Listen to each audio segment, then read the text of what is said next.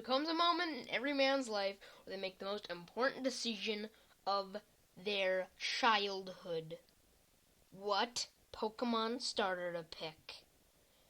What's up, YouTube? It's ParadoxalWhale here, and today we will be doing top 5 starters from all the generations so far. Everybody's been talking about the new Generation 7. I'm excited for what's gonna happen. They speculated Gen 7 Pokemon everywhere and stuff like that. So today we'll be covering our top 5 starters before any other starters come out for the available, collection. Remember, this is a warning. This is my opinion, so if you disagree, go moan about it on your Skype, because I don't really give a crap at all. So, here we go, top 5 starters. Let's get into it. So, let's get into number 5. Yep, you mad yet? It's the Bulbasaur line. Yes, I know. Charmander's better, and Squirtle's awesome too. Well, yeah, of course, but everybody forgets about Venusaur. Everybody forgets about Venusaur. And I personally love Venusaur. Its Mega is not the coolest looking in the franchise, but I just love Venusaur in general. Sure, Bulbasaur is cute, definitely. Ivysaur is derpy, and just Venusaur, man. Accessibility Chlorophyll, which is amazing because it boosts its speed in the sun, and it's pretty slow, so if you up that speed, you can do tons of attacks like Giga Drain, Synthesis, anything you need to heal up, Solar Beam in one turn because you can only do 2 without the sun. And yeah, its Mega also gets Chlorophyll by itself, but you need a hidden ability Chlorophyll for a regular Venusaur if you want to use that.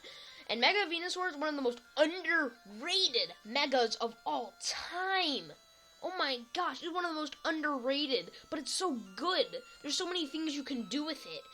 Like, you can have SpongeBob, SpongeBob SquarePants. Sludge Bomb, Giga Drain, Synthesis, and Sunny Day. Something that really benefits, and if you need to switch out, go ahead, switch out. You can do tons of stuff. It gets tons of great moves and everything. You just gotta respect this, and I respect you. So, yeah. Well, I guess it's time to get to number 4. You saw this one coming. It's the Greninja Frogadier line. Oh, yes, that's right. Oh yeah, that's what I'm talking about. If you expected Greninja to be lower on the list, like number 1 or something, you're wrong. I love Greninja. Don't get me wrong. I love Greninja. Oh my gosh, this thing is beast. Protein ability is one of the most useful abilities in the game. Heck, that's a fact basically. Froakie is cute. I like him in the anime. Frogadier is okay. Greninja though. His shiny looks so boss. Let's get started. The shiny looks so good. It fits his personality so good. You don't even know. Nobody can say they don't like Greninja. This thing is a monster. This thing can do anything you want. Physical Sweeper, go ahead. Speedy Special Setup, why not? You can do anything. It has tons of moves that are amazing. It's amazing in general. You don't even need an item. It's just amazing on its own. Give it a Life Orb, Physical Greninja set, Gunk Shot, Ice Beam, Scald, and then U-Turn. Maybe Dark Pulse to replace one of those moves. But, oh my gosh, you don't even know. You cannot not like Greninja, which means you cannot hate on Greninja. It's physically impossible. If you do, that basically means you still like him, even though you're trying to hate on him. Deep in your heart, you still like Greninja. Everybody loves Greninja. I have not met one person that doesn't love Greninja. I don't know how much I can express this. It's just amazing. If this thing ever gets a Mega, it's one of the most best Pokemon in existence. You don't even know. I've been talking about this for a long time in this video. Greninja is amazing, but it's only number 4. Wait till we get to the good ones. Number 3 is coming up now. You mad yet? Oh yeah, that's right, baby. Typhlosion, the Cyndaquil line. You know it. That's number 3. And I'll tell you why. Typhlosion is so underrated. You don't even know. It's so underrated. It's more underrated than basically anything that's underrated. And this thing is amazing. This thing can get so many good moves, good move sets, but its move pool isn't exactly the bee's knees, if you know what I mean. But as powerful fire type attacks like Eruption, Lava Plume, Overheat, Flamethrower, Fire Blast, the possibilities are endless. Also, it can learn tons of various other moves that we're not going to talk about because that would take way too long. But still, Typhlosion is amazing. His design, I love their design. Sure, when their flames are not up, they don't look as cool, but the kind of porcupine feeling with giant fire on their back makes me feel amazing. Makes Typhlosion feel amazing, probably. It's amazing. It's awesome. Fire types are really good. And this is number 3. It's amazing. It's shiny. It's not the bee's knees either.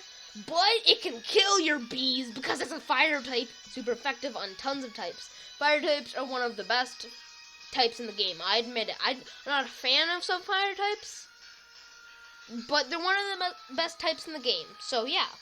But let's get into number 2. Let's see what it is. You definitely should be mad by now. Alright, number 2. Snivy, Servine, and Superior. There's a story. Once upon a time, contrary. The end. Yeah.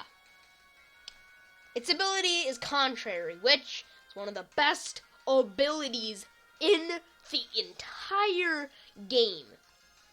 Usually, if you have Leaf Storm on your Superior, contrary reverses the effect. Instead of lowering your special attack by 1.5, it raises it. Yeah. Multiplied 1.5 raises it instead. This thing can be monstrous. Plus 6, which basically times 6 special attack.